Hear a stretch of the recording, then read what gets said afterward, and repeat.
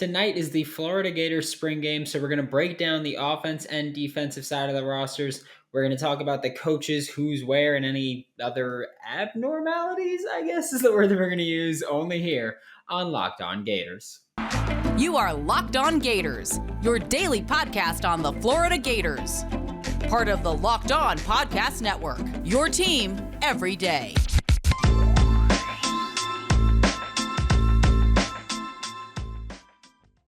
Hello and welcome back to another episode of Locked On Gators, part of the Locked On Podcast Network, your team every day. We are available daily and free wherever you listen to podcasts, so remember that, and thank you for making us your first listen. Today's episode is brought to you by BetOnline. BetOnline has you covered this season with more props, odds, and lines than ever before. BetOnline is where the game starts. Happy Thursday. I'm Brandon Olson. Twitter's WNS_Brandon. Written work with Whole Nine Sports.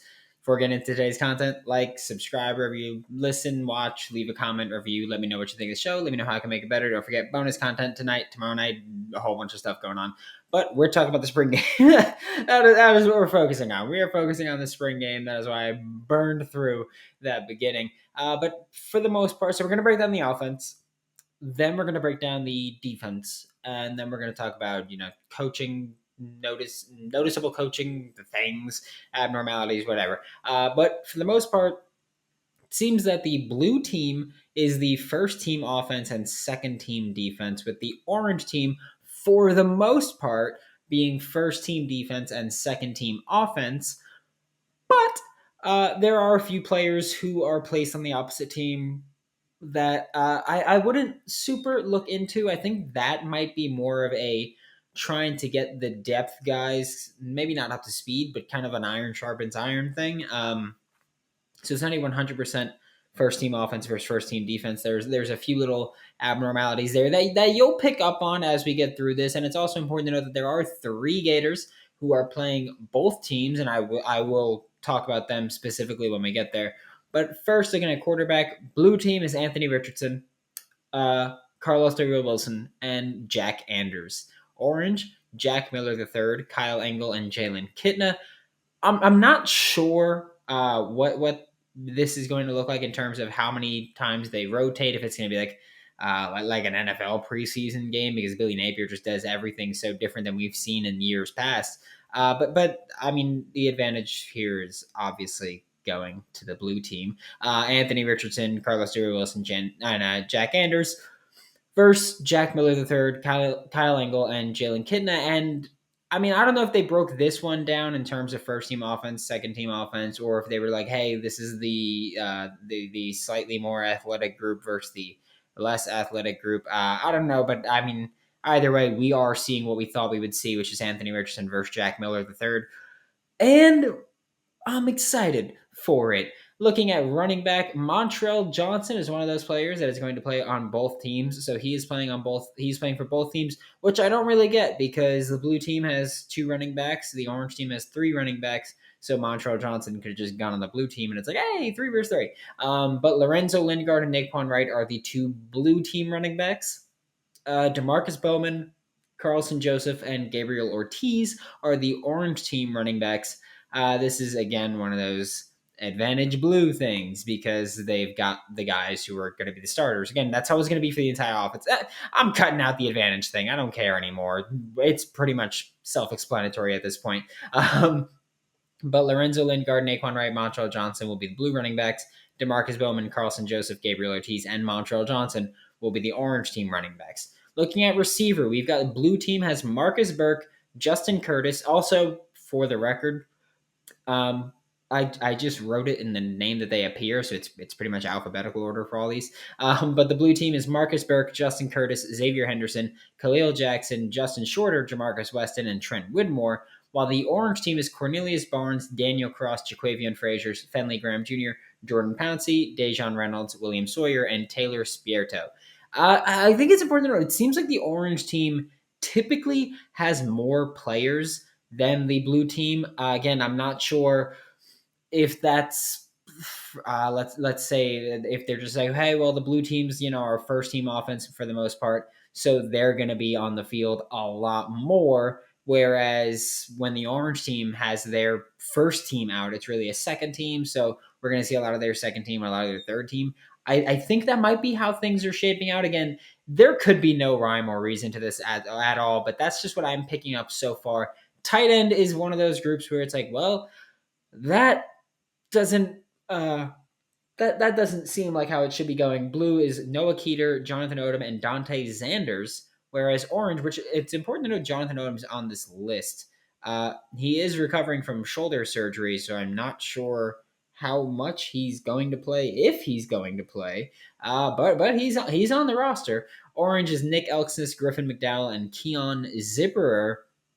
And Keon Zipperer is the one that really surprised me because I would have thought that he'd be with for what is mostly the rest of the first team offense. But here's one of those situations where I'm thinking Noah Keeter and Dante Zanders are position change guys.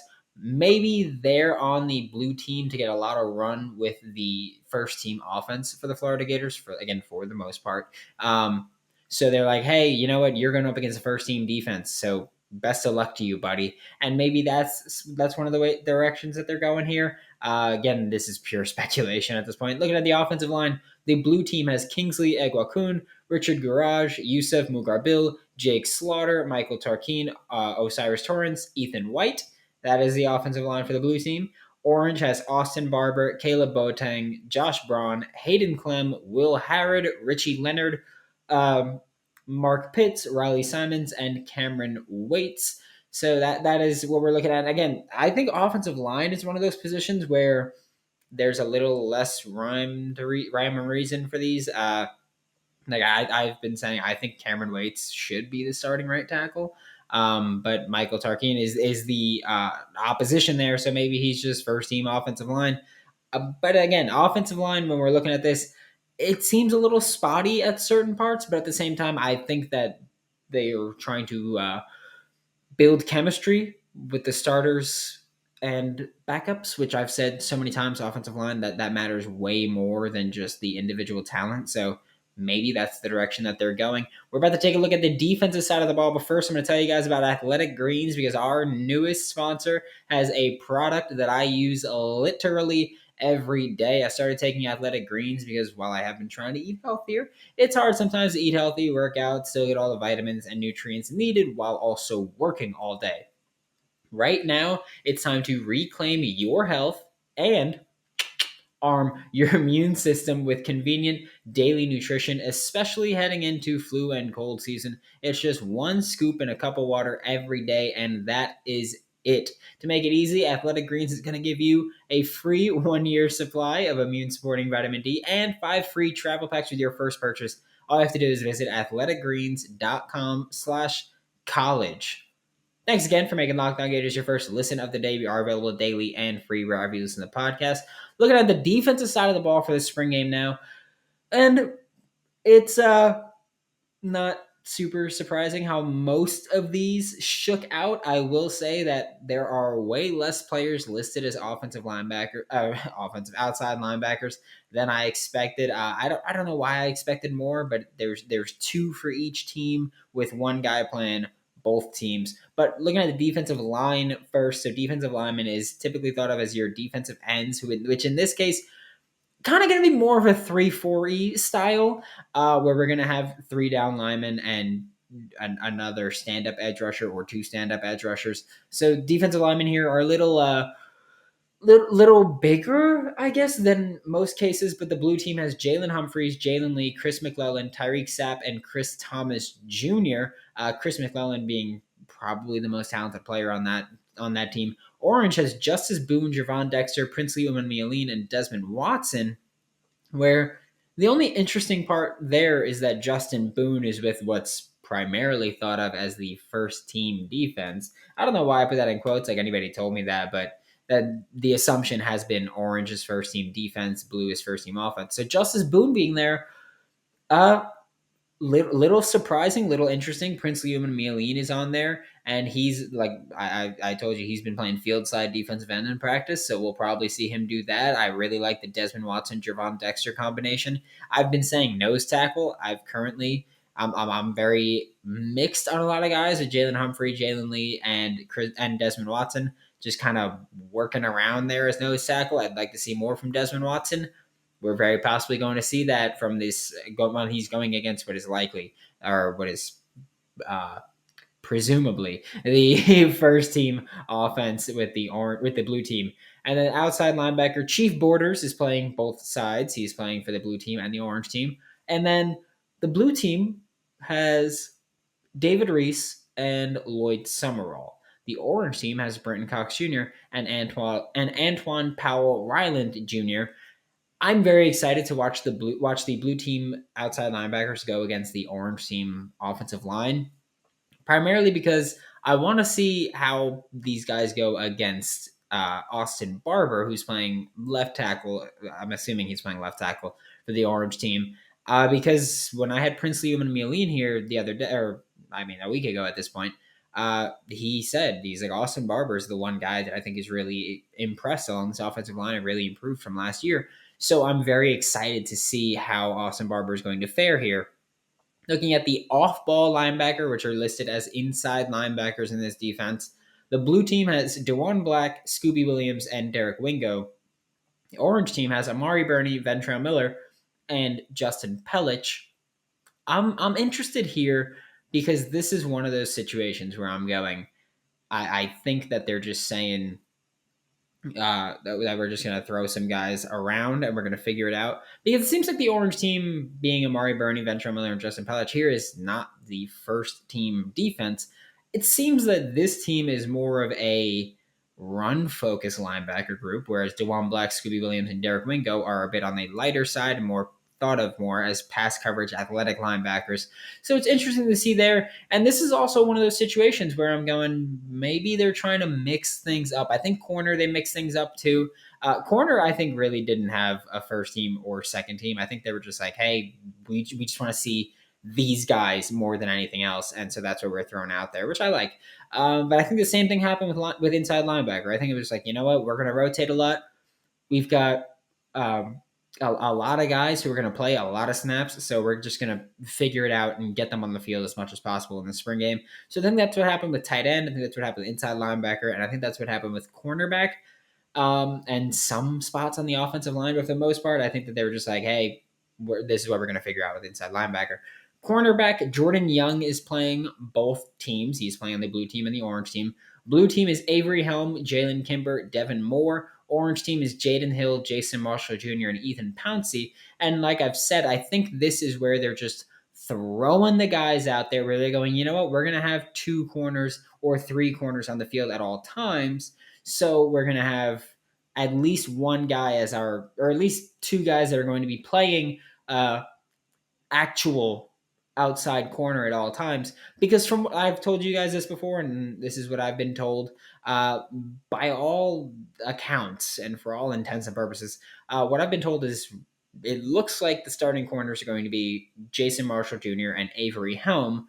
That again, that's what I've been told to this point. That's what people are thinking is going to happen, and it looks like the other spot that's vying for that third primary corner is Jalen Kimber and Jaden Hill. So it seems like they were like, you know what, we're going to pair Jason Marshall Jr. with Jaden Hill. We're going to pair Avery Helm with Jalen Kimber, and we're going to see how things work. And then they threw in Ethan Pouncey and Devin Moore, one on each team, to kind of just give the young guys a chance to shine. Jordan Young is obviously going to play both sides. I think he might be playing star a bit. I think that's one of the reasons that he's playing both sides, is so that he could play that star role and kind of figure it out with other corners on the field. But that's what it looks like for corner. I kind of wish we got Jason Marshall Jr. and Jalen Kimber and then Avery Helm and Jaden Hill. I just think Jason Marshall Jr. and Jalen Kimber would kind of be a really cool combination to see in this spring game.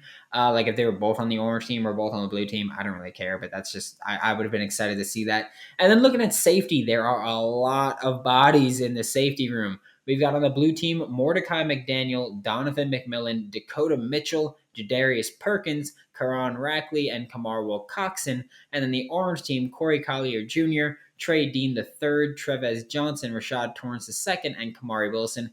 And I guess you could say this is kind of like corner and linebacker, where they're like, you know what, we're going to rotate a lot. Because I think Jadarius Perkins is going to play a good deal. I think Kamar Wilcoxon is going to play a good deal. I think Donovan McMillan are going to play a good deal. I think all 3 of those guys are going to play a good deal this season. Then Corey Collier Jr., I don't think he's going to play as much, at least early on. I think he's still got some room to grow. Trevez Johnson is someone that I think they're kind of just going, show us something as a safety, not so much as a slot. And then Kamari Wilson is obviously Kamari Wilson. He's someone that we do think will play. It is interesting to see him with Trey Dean and Rashad Torrence and see if we're going to see any 3 safety sets. And if we do, who's going to be that next safety? It's also very possible that they're running with that star position. I mentioned Jordan Young might be playing star or slot, whatever you want to call it, but we call it star. We're Florida. But I realized that I said Jordan Young might be playing that. But looking at these teams, last season, the primary guys playing that star role were Trevez Johnson and Jadarius Perkins, and they're both listed here on opposite teams. So it is very possible that for the orange team, Trevez Johnson will be the star, and for the blue team, Jadarius Perkins will be the star, and we'll figure things out. I think they both got great strengths, and I think they both got their differences, which is very fun. It's contrasting styles. But it's going to be interesting to see what happens. I'm excited to see that blue team who starts at safety, because I think it'll be Donovan McMillan, Kamar Wilcoxon, and then Jadarius Perkins as star. But it's interesting to see because we know the orange team is likely going to be Trey Dean III and Rashad Torrence II with Trevez Johnson as the star. But it's interesting to see in a group with that many people because you look at D-line, there's 4 D linemen, 5 on the blue team. You look at outside linebacker, there's 2 outside linebackers with 1 playing both teams. You look at inside linebacker, there's only 3 guys on each team. You look at pretty much every position, and it's like, well, there's not that many bodies here. So we're going to see who's going to play. They're probably all going to play a good amount. But then you look at the safety spot, and at orange, you've got 5 guys here where you're going to see 2 or 3 on the field at most. And then blue team, you've got 6 guys where you're going to see 2 or 3 on the field at most. And it's interesting to see because safety is kind of the only spot where you go, we're going to see who's starting where. Because you look at corner and you've got Jaden Hill, Jason Marshall Jr. are presumably going to be starting on that orange team, Avery Helm, Jalen Kimber on the blue team. So you've got that. But safety is the only spot where we're really going to see, I think primarily with the blue team, it's going to be interesting to see who starts where because I think those are going to be guys that will play a considerable amount this year, but just maybe not as starters, obviously. But we're about to take a look at the coaching, or who's going to be the coaches, because they split up the coaches as well. We're going to take a look at some miscellaneous things, I guess. But first, I'm going to talk to you guys about Bet Online because March Madness is over, but the MLB is here. NBA playoffs are here. Money all day. Just know that. BetOnline is your number one source for all of your betting needs and sports information. I've been using BetOnline for about 5 years now, and I couldn't be happier with it. It's got so much, not just basketball or football, heck, not even just sports. You can bet on reality TV, award shows. There's so much. Aliens, politics, all that. And it's easy to withdraw your money. Once you set that little bank transfer, just takes a couple days, and then you are good to go. Head to the website today or use your mobile device to learn all about the trends and action. Check out BetOnline. It's where the game starts. To wrap up today's show, we are talking about some notable coaching. I don't even want to say differences, but some notable coaching notes. That's what we're going with.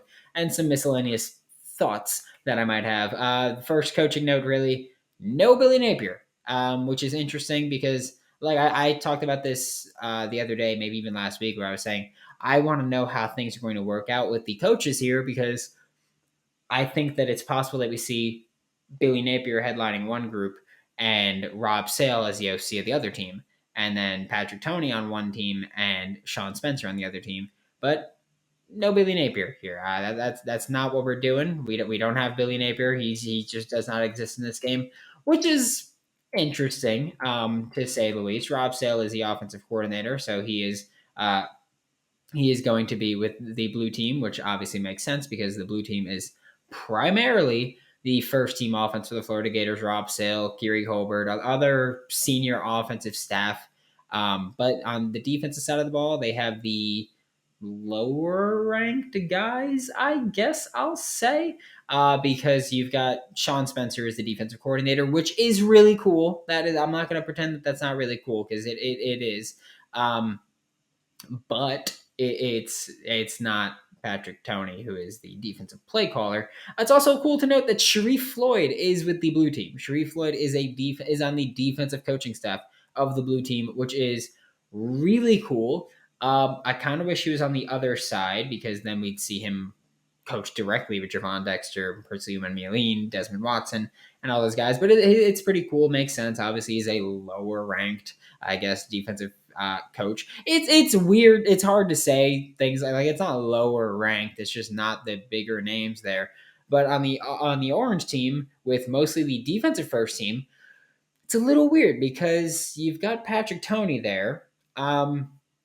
But you don't have the other big name defensive coaches, I guess, because they are with the blue team in the terms of Corey Raymond and Jay Bateman are with the blue team uh, defensively. So that's interesting. But the defensive staff for the orange team is Patrick Toney. It's got Mike Peterson. It's got Jamar Chaney. It's got the defensive play caller and a bunch of other high ranking assistants. You've got guys like William Peagler is on the offensive side of the ball, is on the orange team on the offensive staff, as is Darnell Stapleton. So that is pretty cool. I think I like having Darnell Stapleton there, an offensive line guy. So that's dope, I think. Jabbar Jalouk is with the blue team.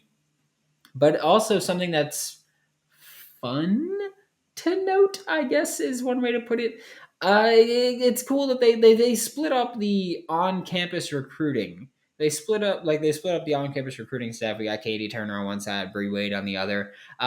They split up the creative teams. I don't know what's gonna happen. Like I don't know if we're gonna get tweets from the Florida Gators football account, and it's gonna be like, hey, like if it's pro let's say if it's pro blue team, if we're going to see the tweet from Tamsin Stonebarger. I don't know what's going to happen, or if it's pro orange team, if we're going to be getting a tweet from Jordan Harold. It's certainly interesting. I want to know because obviously there was a reason that they split these up. I think the recruiting bit that they split up is because there are a lot of visits tomorrow or today. There's going to be a lot of visits. Obviously, I'm recording this late Wednesday night. There are going to be a lot of visits today. And so I think one of the reasons for splitting up recruiting is because I feel like the recruits are going to be given teams as well. I feel like that's going to be something where maybe all the defensive recruits are going to be with the orange team, which is the first team defense. Stuff like that. I don't know. Florida's just going next level with everything, which is really cool. If you're a Florida fan, it's really cool to see. But it's also awesome that it's just like even if there's no purpose to it, it's great that they gave the off-field staff a role or a team where it's like, well, even if you're not doing anything specifically during this, you get to talk trash to the other team and you're rooting for a team in this spring game. That being said, I think the blue team wins. I do, just because it's got Anthony Richardson, and that's really what it came down to. Like, I think the defense throughout is great. I think the orange team defense is great. I think the blue team defense is obviously worse, but still good. But I think, the orange team just doesn't have the skill position players or the quarterback play that's going to create those big plays. So I think the blue team will ultimately be crowned the victors. I will also say one thing I'm very excited for is that Fenley Graham Jr. is listed as a receiver on the orange team, which means that just looking at this orange team roster, we've got Jaquavion Frazier's, Daejon Reynolds, and Fenley Graham Jr. are the three best guys there, which means that Fenley Graham Jr. will get a chance to prove himself against the blue team defense, which is really cool, which I know the blue team defense is kind of thought of as like a second string right now. But the secondary is insanely talented. The defense is insanely talented. And Fenley Graham Jr. just getting the opportunity to be that starter receiver.